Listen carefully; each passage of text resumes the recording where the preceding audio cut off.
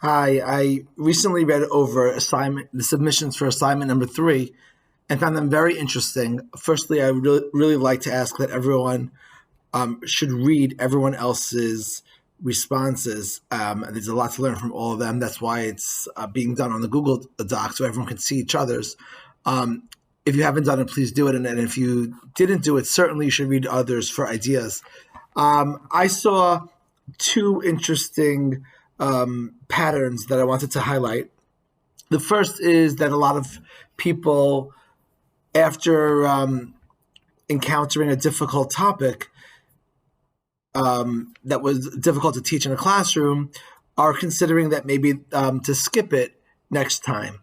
So, strategy number one is skipping. And skipping is a strategy which may not be intuitive and I think really requires a lot of thought. A couple of factors that I wanted to just bring forward about skipping. Firstly, to me, there's a very big difference between two possible classroom structures. One is when you're learning, let's say your goal is to learn all of Masechet Makot, and on Daf Gimel there's a difficult sugya, so you might not want to skip it because of the fact that you're going through the entire Masechet. That's one calculation. Certainly, if your goal is to learn a lot of a Masechet, you wouldn't want to skip very much. If the classroom structure, however, is one where you're not learning a whole Masechet, you're only learning, 7 or 8 or 10 or 15 units. So anyway, you're picking and choosing what you're going to teach. So in that case, to me, it's much more compelling to consider skipping units that don't really go so well. So that's the first question of skipping. I mean, if it doesn't go well, why would you teach that sugya if there are other sugya that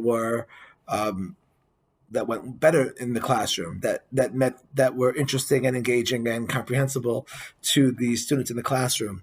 If you're if you're teaching something like Shmitat Ksafim, which I would say I hope everyone's working on that assignment. I'm trying to do it myself actually for the first time. It's not my first Shemitah as a teacher, but very often Shemitah, if Rosh Hashanah falls much earlier in the school year, so there's not a lot of time to learn about Shemitah Ksafim.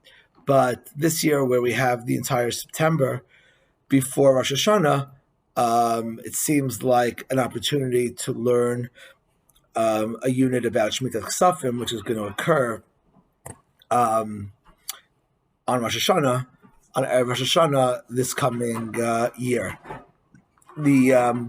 So in a unit like Shemitah Ksafim, there's obviously you're just choosing from all of the halachos and sources of Shemitah Ksafim, just the ones that we're presenting in order to give an overview of what this mitzvah is. So in such a case, certainly, it's not even called skipping; it's called choosing which part of the sugya to learn. So to me, in this unit, really the steps of preparation is really to try to learn as much as possible the entire topic, the entire parak, and then see what would be most appropriate to teach in a classroom. So I think that, just to recap, I think skipping is an important strategy. It could be useful. It could be valid. It depends on the context, the circumstance, and the goals, but definitely should be considered. Especially imagine teaching the same sugya 3 times and each time it being very difficult.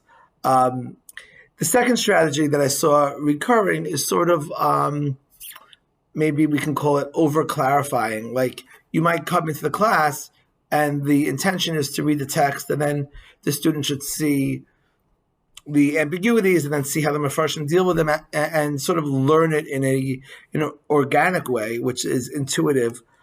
But in some sugyo, the ones that were highlighted because they're the most difficult, there were some sugya that were so confusing that the students completely either gave up or lost interest before they ultimately figured it out. And a strategy is to sort of lay it out, that once the teacher really knows the material well, it can just be laid out like literally like a Shulchan Aruch, with all the whether it's calculations or other ambiguities, just sort of doing the work for the students so that it just comes across just clearly and comprehensible.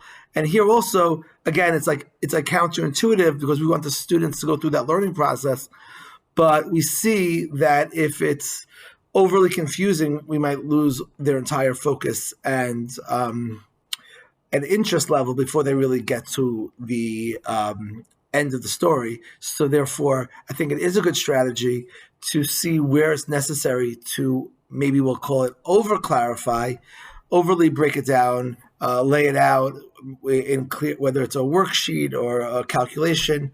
And even though we're doing the work for the students, we realize that there's still a lot of work for them to do. And we didn't really ruin their process, but actually enable them to actually understand it, because they're still doing the work, even though we feel that we did the work for them. So I thought those are two good strategies. Both of them, I think, have a good place. But I'm really curious what you think about these strategies overall, or others that were presented. These seem to be the most recurring in the ones that I read.